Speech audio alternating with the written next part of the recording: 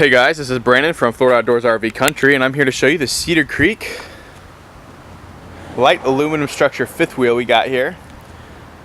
It has 3 slide outs with slide toppers. Really good condition. Lots of storage underneath.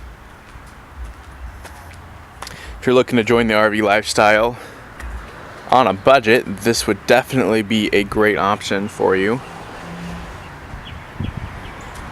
I believe it's a 2002 model, but it's in very good condition inside and out.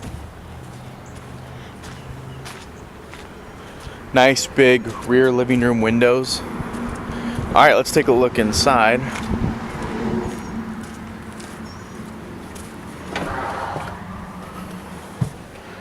Alright, so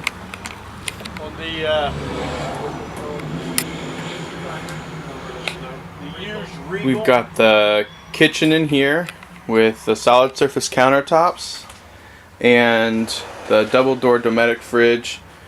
Got the living room and the sofa here, the freestanding dinette, and of course moving into the bathroom.